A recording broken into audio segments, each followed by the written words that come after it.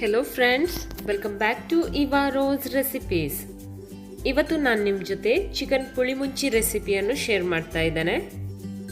ಇದು ಹುಳಿ ಹಾಗೂ ಖಾರ ಇರುವುದರಿಂದ ತುಂಬ ಟೇಸ್ಟಿಯಾಗಿರುತ್ತೆ. ಇದನ್ನು ನೀವು ನೀರು ದೋಸೆ, ಚಪಾತಿ ಅಥವಾ ಅನ್ನದ ಜೊತೆ ತಿನ್ಬೋದು. ಈ ರೆಸಿಪಿಯನ್ನು ಹೇಗೆ ಮಾಡುವುದಂತ ನೋಡೋಣ. ನಾನಿಲ್ಲಿ 2 kg ಆಗುವಷ್ಟು ಚಿಕನನ್ನು ತಗೊಂಡಿದ್ದೇನೆ. ಇದನ್ನು ಚೆನ್ನಾಗಿ ಕ್ಲೀನ್ ಮಾಡಿ ತೊಳೆದಿಟ್ಟುಕೊಂಡಿದ್ದೇನೆ. ಇದಕ್ಕೆ 1 ಟೇಬಲ್ ಸ್ಪೂನ್ ಆಗುವಷ್ಟು ಅರಿಶಿನ ಹುಡಿಯನ್ನು ಹಾಕ್ತಾ ಇದ್ದೇನೆ. ಇದಕ್ಕೆ ಬೇಕಾದಷ್ಟು ಉಪ್ಪನ್ನು ಸೇರಿಸಿ ಇದನ್ನು ಚೆನ್ನಾಗಿ ಮಿಕ್ಸ್ ಮಾಡಿ ಅರ್ಧ ಗಂಟೆ ಮ್ಯಾರಿನೇಟ್ ಆಗಲಿಕ್ಕೆ ಇಡ್ತಾ ಇದ್ದೇನೆ.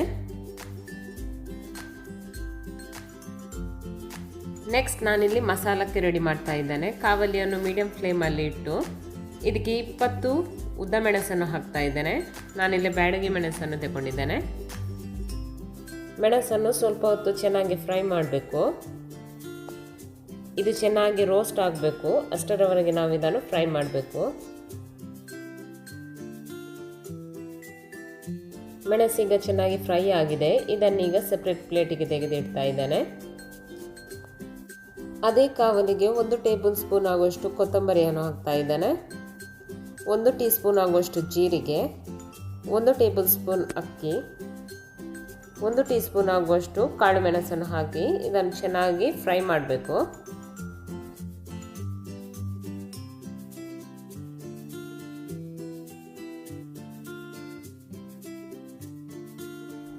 ಇದೀಗ ಚೆನ್ನಾಗಿ ಫ್ರೈ ಆಗಿದೆ. ಇದನ್ನು ಕೂಡ ಸೆಪ್ರೇಟ್ ತೆಗೆದಿಡ್ತಾ ಇದ್ದೇನೆ. ಅದೇ ಕಾವಲಿಗೆ 1 ಟೇಬಲ್ ಸ್ಪೂನ್ ಆಗುವಷ್ಟು ತೆಂಗಿನೆಣ್ಣೆಯನ್ನು ಹಾಕ್ತಾ ಇದ್ದೇನೆ. 1 ದೊಡ್ಡ ಈರುಳ್ಳಿಯನ್ನು ಸ್ಲೈಸ್ ಕಟ್ ಮಾಡಿ ಹಾಕ್ತಾ ಇದ್ದೇನೆ. ಇದರ ಜೊತೆಗೆ 10 ಎಸಳು ಬೆಳ್ಳುಳ್ಳಿ, 1 ಇಂಚು ಆಗುವಷ್ಟು ಶುಂಠಿಯನ್ನು ಕಟ್ ಮಾಡಿ ಹಾಕ್ತಾ ಇದ್ದೇನೆ. ಹಾಗೂ ಸ್ವಲ್ಪ ಕರಿಬೇವಿನ ಸೊಪ್ಪನ್ನು ಕೂಡ ಹಾಕಿ ಇದನ್ನು ಚೆನ್ನಾಗಿ ಫ್ರೈ ಮಾಡಬೇಕು. ಈರುಳ್ಳಿ ಚೆನ್ನಾಗಿ ಕೆಂಪಾಗುವವರೆಗೆ ನಾವು ಇದನ್ನು ಫ್ರೈ ಮಾಡಬೇಕು. ಹಾಗೂ ಶುಂಠಿ ಬೆಳ್ಳುಳ್ಳಿಯ ಹಸಿ ವಾಸನೆ ಕೂಡ ಹೋಗಬೇಕು. ಅಷ್ಟೊತ್ತು ನಾವು ಇದನ್ನು ಫ್ರೈ ಮಾಡಬೇಕು. ಮಿಕ್ಸಿ ಜಾರಿಗೆ ತಣ್ಣಗಾದ ಮಸಾಲೆಯನ್ನು ಹಾಕಿ ಇದನ್ನು ಪುಡಿ ಮಾಡ್ತಾ ಇದ್ದೇನೆ. ಈರುಳ್ಳಿ ಕೂಡ ಚೆನ್ನಾಗಿ ಫ್ರೈ ಆಗಿದೆ. ಇದನ್ನೀಗ ತೆಗೆದು ಸೆಪರೇಟ್ ಪ್ಲೇಟಿಗೆ ತೆಗೆದಿಡ್ತಾ ಇದ್ದೇನೆ. ಹಾಗೂ ಇದನ್ನು ತಣ್ಣಗಾಗ್ಲಿಕ್ಕೆ ಇಡ್ತಾ ಇದ್ದೇನೆ. ನಾನಿಲ್ಲಿ ದೊಡ್ಡ ಪಾತ್ರೆಯನ್ನು ಮೀಡಿಯಂ ಫ್ಲೇಮಲ್ಲಿ ಇಟ್ಟು ಇದಕ್ಕೆ 2 ಟೇಬಲ್ ಸ್ಪೂನ್ ಆಗುವಷ್ಟು ತೆಂಗಿನ ಎಣ್ಣೆಯನ್ನು ಹಾಕ್ತಾ ಇದ್ದೇನೆ. ಎಣ್ಣೆ ಬಿಸಿ ಆದಮೇಲೆ 1 ದೊಡ್ಡ ಈರುಳ್ಳಿಯನ್ನು ಸ್ಲೈಸ್ ಕಟ್ ಮಾಡಿ ಹಾಕ್ತಾ ಇದ್ದೇನೆ. ಈರುಳ್ಳಿಯನ್ನು ಸ್ವಲ್ಪ ಹೊತ್ತು ಚೆನ್ನಾಗಿ ಫ್ರೈ ಮಾಡಬೇಕು. ಈರುಳ್ಳಿ ಚೆನ್ನಾಗಿ ಬಾಡಬೇಕು, ಅಷ್ಟರವರೆಗೆ ನಾವು ಇದನ್ನು ಫ್ರೈ ಮಾಡಬೇಕು.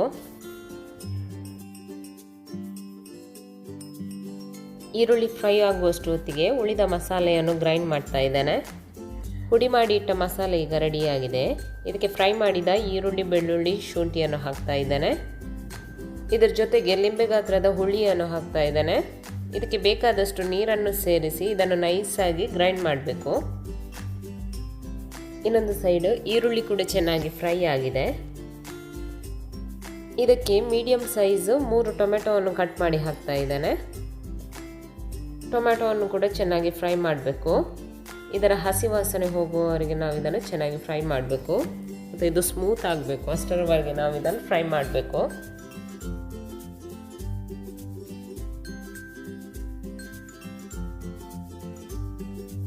ಟೊಮೆಟೊ ಈಗ ಚೆನ್ನಾಗಿ ಫ್ರೈ ಆಗಿದೆ. ಇದಕ್ಕೆ ಗ್ರೈಂಡ್ ಮಾಡಿದ ಮಸಾಲವನ್ನು ಹಾಕ್ತಾ ಇದ್ದೇನೆ.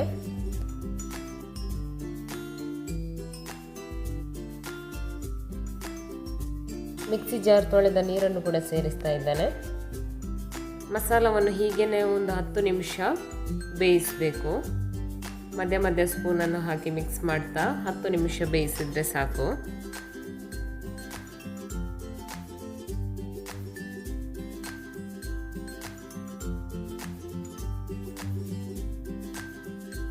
ಹತ್ತು ನಿಮಿಷದ ನಂತರ ಮಸಾಲ ಈಗ ಚೆನ್ನಾಗಿ ಫ್ರೈ ಆಗಿದೆ.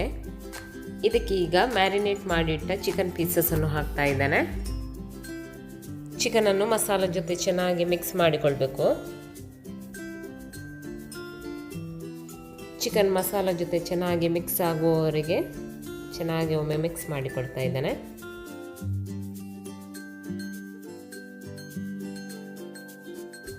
1 ಗ್ಲಾಸ್ ಆಗುವಷ್ಟು ನೀರನ್ನು ಸೇರಿಸ್ತಾ ಇದ್ದೇನೆ.